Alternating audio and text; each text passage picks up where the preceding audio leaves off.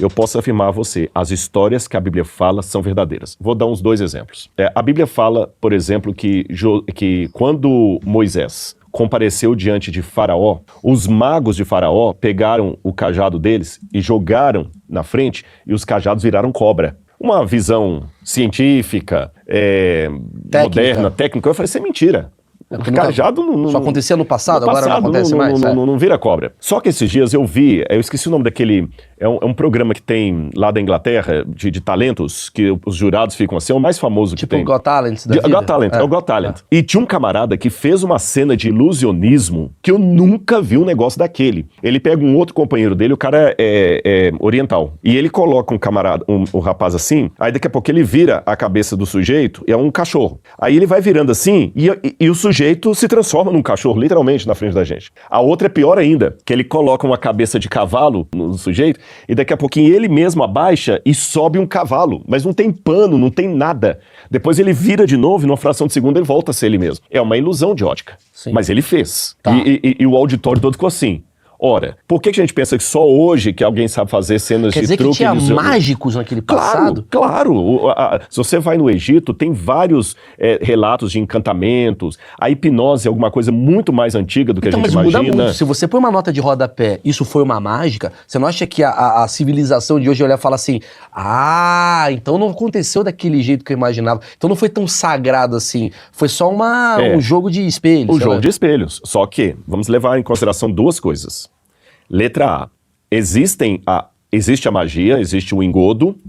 Falando engodo, não no sentido moral da palavra, sim, porque o mágico não está sendo um engodo, o mágico está querendo entreter. Isso. Né? Mas se eu pego aquela magia do entretenimento e a uso para fins escusos, ela se torna um engodo. Claro. Você sabe até que tem muitas denúncias de líderes religiosos que utilizam disso. Tem muita cara que na verdade, ele faz técnicas hipnólogas e tudo mais e tal, que a pessoa sai com autossugestão e tudo mais. Tem isso. Manipulação. Agora, existe uma dimensão espiritual da luta do bem contra o mal. Aí depende com que cosmovisão eu estou lendo a história. Tá bom. Por exemplo, se eu ler a história a partir de uma cosmovisão meramente materialista, materialismo dialético, para falar lá das linhas de Marx e outros mais, se eu ler apenas a partir do materialismo dialético, Kant, eu vou entender que Hitler foi apenas um ditador, assassino, fascínora, que matou milhões de judeus.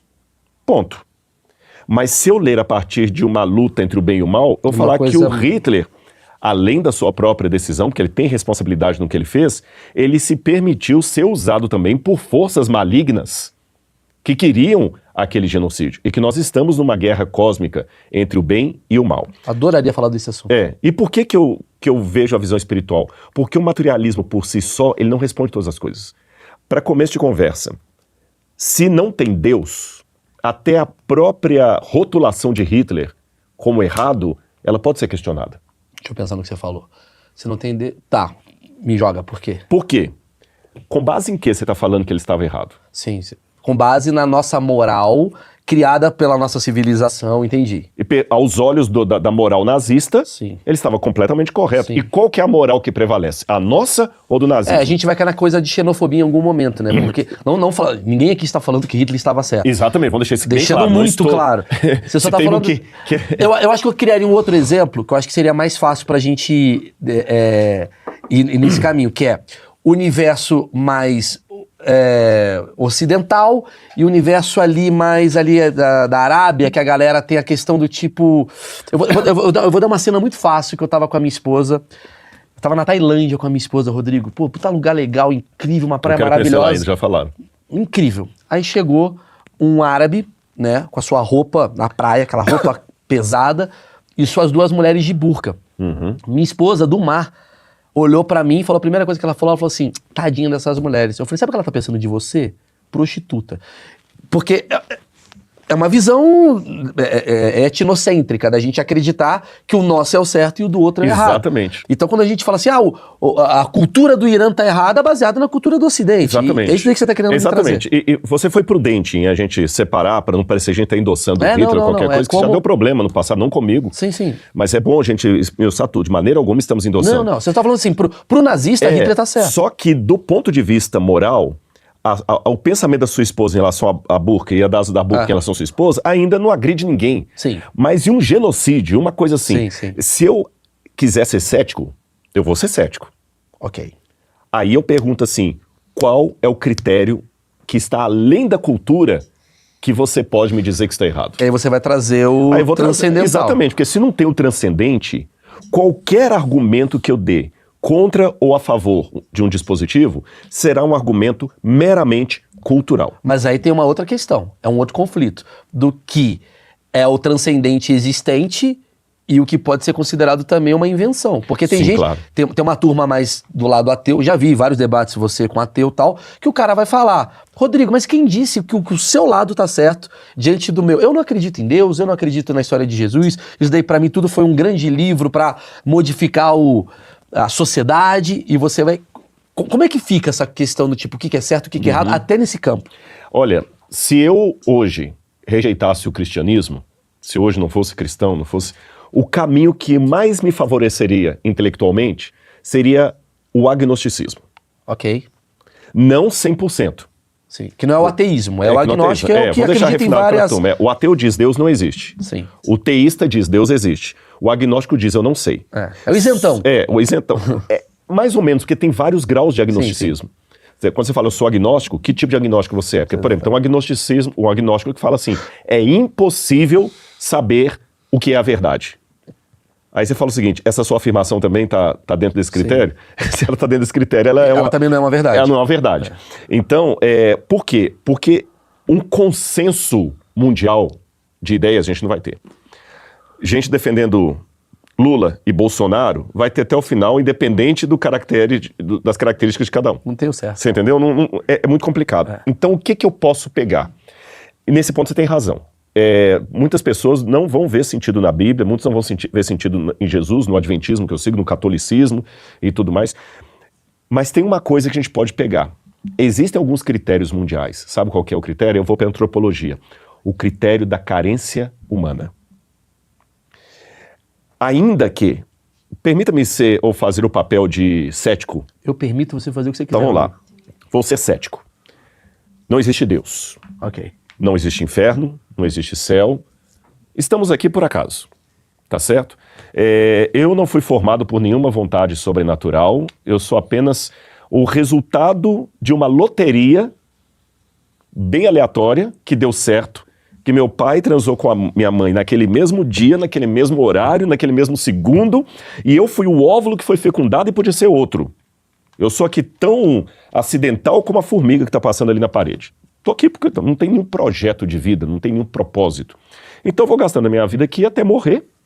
E como dizia... Banal. Dizia Fernando Pessoa, o que é o ser humano senão cadáver adiado que procria? Sim. Esperando a sua morte. Tivemos recentemente a morte do Silvio Santos. O pessoal já está há algum tempo ainda comentando sobre isso. Silvio Santos fez um grande império, deixou saudade... admirei demais o trabalho dele. Acho que não tem ninguém falando mal de Silvio Santos, né? Entra no Twitter. Sempre vai ter, né? Vai ter. Mas pelo menos assim, eu tenho admiração pelo que ele fez. Também é absurdo. Só que morreu, acabou. E assim como ele, morreu Jô Soares, morreu Hebe Camargo, morreu Shakespeare, morreu Einstein, o mundo vai assim, amanhã vamos ser nós também, daqui a 80 anos, nem eu vou estar vivo, nem você também, o achismo também vai ser um negócio a virar peça de museu. É isso aí. E é só isso, acabou a vida. Se é assim a vida, então vamos ser hedonistas, vamos beber e comer e fazer sexo, porque a vida é disso mesmo, é prazer e acabou e daqui a pouco eu vou morrer. E vamos aproveitar antes que a velhice chegue e você possa se arrepender dos beijos que você não deu, das meninas que você não azarou, desculpa a linguagem machista, mas é assim que muita gente fala, né? Das viagens que você não realizou. Tranquilo, somos todos machistas. E somos mesmo.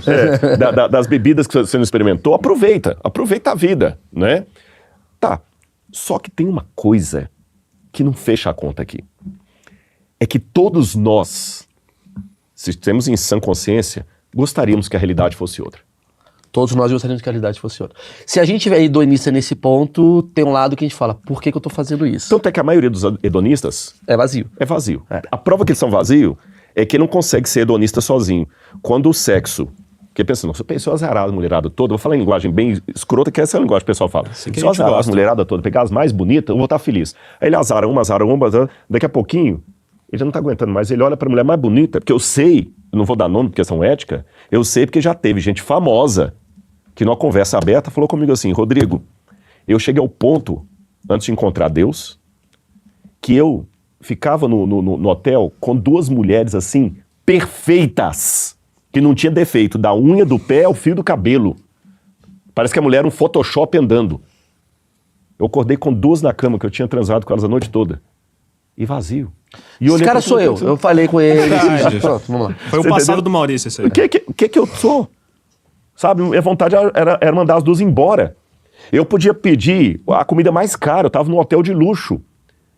Se o hedonismo preenchesse mesmo, sabe, o Elvis não se sentia tão frustrado. Tem várias histórias. Várias. Então, o que é essa vontade insistente e chata que passa por cima de qualquer valor experimental? Veja bem, eu não estou falando de alguém que está se sentindo culpado porque a igreja diz que aquilo é pecado. Eu não estou falando disso. Eu estou falando com alguém que ele está tendo tudo que ele quer. E não acredita nisso. Ele não acredita nisso. Logo ele não sente culpa. Ele não sente culpa. Mas ele está vazio. Ele está vazio. E a prova maior que alguns falam, não, eu estou bem resolvido. Não, não está bem resolvido. A prova que não está bem resolvida é que ele precisa estar alto. Ou com bebida ou com droga. Sim. Ele não consegue ficar lúcido. Vou lembrar qual filósofo, daqui a pouquinho vem nossa, gente. É que ele falava assim, a realidade, ela magoa. A realidade dói. Por isso que você... Por isso que a gente precisa da bebida, da coisa, porque ficar sóbrio... Wittgenstein fala, a sobriedade machuca. É dolorida, Muito. né? A sobriedade machuca. E eu até confesso para vocês, se eu não tivesse os valores que eu tenho de céu, não estou falando as leis religiosas, é diferente. Ok. Eu não bebo porque é pecado, eu não fico alto, não é porque é pecado, senão eu vou pro inferno, não. Eu não fico alto porque eu tenho algo a esperar, mas se a vida for só essa aqui, cara, eu Rodrigo, tô avisando pra vocês aqui de coração, eu seria o maior fumador de maconha e bebedor de tudo enquanto é coisa, porque eu não ia querer ficar sóbrio. Porque a sobriedade é um saco. Então você tá me falando... Eu vou morrer. Calma, Rodrigo, você tá me falando um negócio que é muito, muito legal, tá indo pra outro caminho que eu acho muito mais legal até do que eu trouxe. Que é o seguinte, a gente tá vivendo hoje, ainda mais eu que tenho uma crise da meia-idade de 40 anos de idade, que é aquela coisa do tipo, tá, de um lado tá aqui os prazeres carnais, a vontade de você viver no mundo hedonista e tal, e desse lado, você tá me falando que assim, tem quase o mesmo efeito dessa droga, tem a droga que você vai usar maconha, vai beber, vai ficar muito louco, porque a sobriedade é chata. E aí você tá querendo me dizer de alguma maneira, eu queria entender como, que a palavra, o propósito religioso, ele tem o mesmo significado para a alma do que talvez isso aqui, só que de uma forma positiva? E como que você busca? Porque eu sei que se eu for no morro agora, eu consigo a cocaína, a bebida e o caramba, eu consigo me preencher desse vazio que é a sobriedade. Como? Porque tem muita gente que pode estar assistindo e falando assim, eu não confio no que ele tá falando, eu acho papinho de igreja, bababá, esse cara quer me converter. Como que isso pega uma pessoa? Porque uma coisa é, a minha mãe morreu, Deus falou comigo, eu vivi um milagre, parece que o milagre aparece na vida das pessoas. E se eu quiser buscar? E se eu quiser buscar Deus, o que eu preciso fazer? Boa pergunta, e eu vou responder, mas eu quero pincelar uma frase que você colocou aí pra chocar todo mundo agora. Pô, esse cara quer me converter, quero. Sabe por que eu quero te converter? Não é porque eu sou um crente chato, não é porque eu te amo. Mas é a palavra de crente chato isso daí que você Eu sei.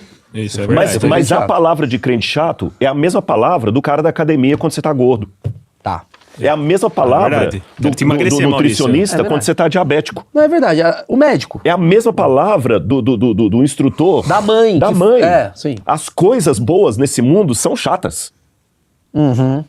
Pô, quando o cara tá lá assim, mano, vamos lá, vamos malhar, acordar 5 horas da manhã, não tô afim, vamos malhar. Mas é a prova de amor. Eu concordo prova de com amor. você. Irmão, sai dessa cama, vai caralho, vai. Eu tô querendo... Claro, o que é chato, que eu concordo com você, é quando o crente não fala isso com amor, ele fala com julgamento. Aí eu te dou. Aí você vai Você tá entendendo? Olha, eu que estou no céu, eu que sou iluminado. Iluminado, Vou te passar ponderado o e que você tudo precisa mais, vou fazer. te passar. E principalmente, lembra que eu falei da questão da magia usada para entretenimento e a magia Assim? usada para... É a mesma coisa também de eu chegar e usar agora o poder da religião, porque a religião é uma bomba atômica. E ela usada de maneira errada, realmente, ela distorce, ela faz o cara, sei lá, perder tudo.